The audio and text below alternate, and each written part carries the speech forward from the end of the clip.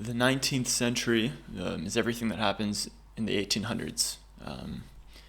It was characterized by a vast social upheaval. Slavery was abolished in much of Europe and the Americas. The first industrial revolution, though it began in the late 18th century, expanded beyond its British homeland for the first time during the 19th century, particularly remaking the economies and societies of the Low Countries, the Rhineland, northern Italy, and northeastern United States. A few decades later, the Second Industrial Revolution led to ever more massive urbanization and much higher levels of productivity, profit, and prosperity, a pattern that continued into the 20th century. The Catholic Church, in response to the growing influence and power of modernism. I'm going to start that sentence over. The Catholic Church, in response to the growing influence and power of modernism, secularism, and materialism, formed the First Vatican Council in the late 19th century to deal with such problems and confirm certain Catholic doctrines as dogma. Religious missionaries were sent from the Americas and Europe to Asia, Africa, and the Middle East. Okay, a lot to unpack in this first paragraph. We're seeing, so this is the century of, it seems, massive, what does it say here? Massive urbanization. People are moving to the cities en masse. People are being risen from poverty, essentially, because of material surpluses in things and objects. We're creating food, we're creating pipes, all kinds of materials, books, you name it, is being produced heavily, and this is raising people out. And there's this term secularism, which is threatening the church, and the church is still used to having, I guess, much more power over people, and they create this First Vatican Council, which happens only in the 19th century, trying to, I guess, respond to the modernization. In the Middle East, it was an era of change and reform.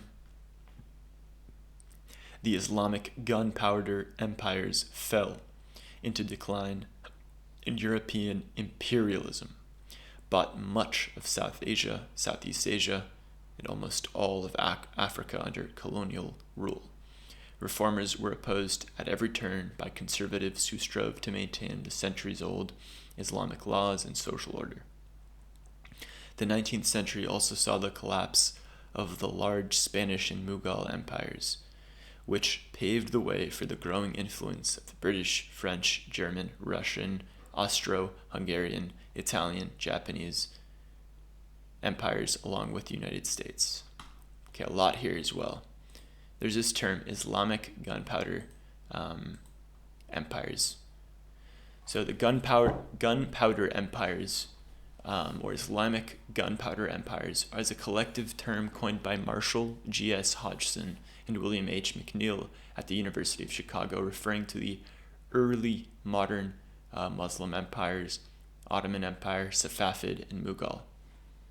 I think Mughal is what's, this is in the subcontinent. So these are declining. Curious why? It seems because of the material prosperity of Europe.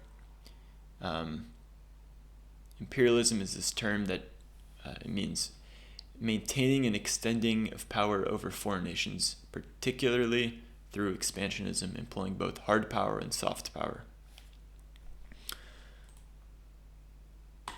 Okay. There's also this empire that we don't see nowadays. British, French, German, Russian, Austro-Hungarian. It's a country that used to exist.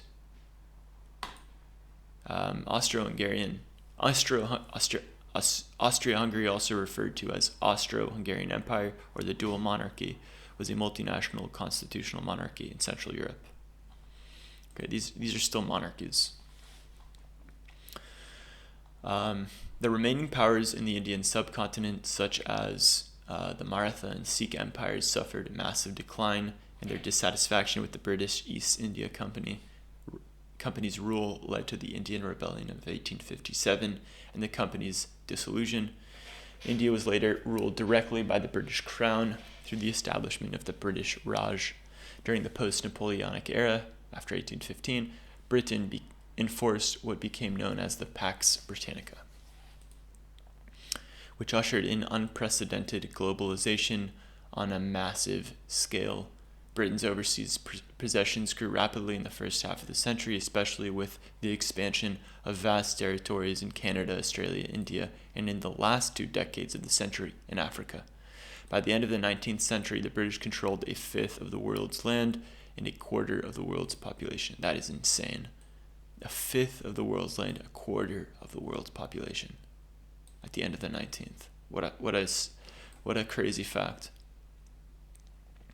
By the end of the century, Britain, France, Germany, and the United States had colonized almost all of Oceania. Okay.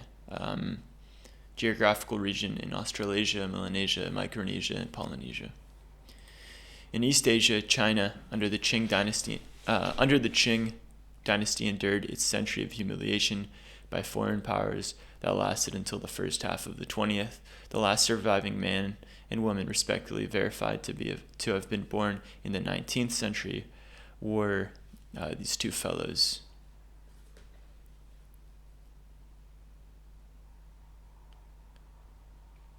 That's actually quite amazing. 2 Japanese fellows that were born at the end of the 19th century. That's amazing. Okay, that's all for this one. See you guys on the next one.